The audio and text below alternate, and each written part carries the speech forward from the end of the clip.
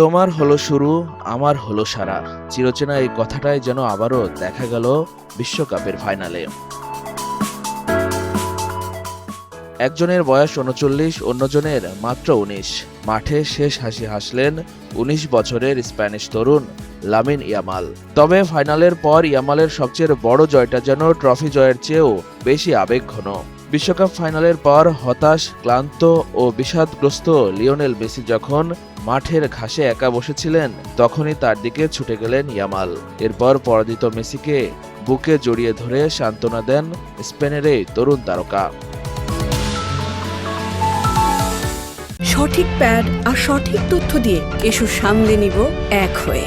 Mona Lisa sanitary napkin. একদিকে বিজয়ের উল্লাস, অন্যদিকে পরাজয়ের বেদনা। কিন্তু সেই মুহূর্তে ইয়ামাল যেন ভুলে গিয়েছিলেন প্রতিপক্ষের পরিচয়। তার কাছে মেসি ছিলেন ফুটবলের সেই কিংবদন্তি, যাকে তিনি ছোটবেলা থেকেই ভালোবেসে বড় হয়েছেন।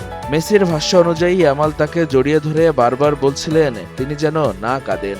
মেসি বলেন, সে আমাকে সান্ত্বনা দিচ্ছিল এবং বলছিল আমি যেন না কাঁদি।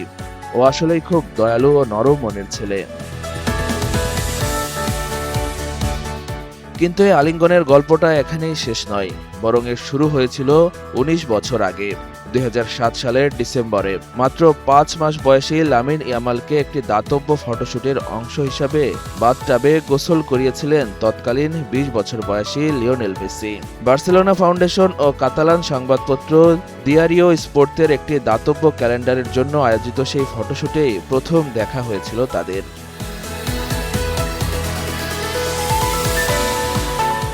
তখন ইয়ামালের জ্ঞানই হয়নি কে তাকে কোলে নিয়েছিল।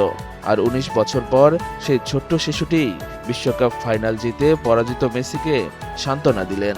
মাঠে এটি ছিল তাদের প্রথম লড়াই। কিন্তু ফুটবলের গল্পে এটি যেন এক প্রজন্ম থেকে আরেক প্রজন্মের হাতে রাজত্ব হস্তান্তরের প্রতীক। মেসি থেকে ইয়ামাল, একজনের গল্প যখন শেষের পথে, অন্যজনের গল্প তখন সবে শুরু। আর সেই শুরুর মুহূর্তেই কিংবদন্তিকে আলিঙ্গন করে ইয়ামাল যেন বলে দিলেন, ফুটবল বদলায়, প্রজন্ম বদলায়, কিন্তু ভালোবাসা থেকে যায়।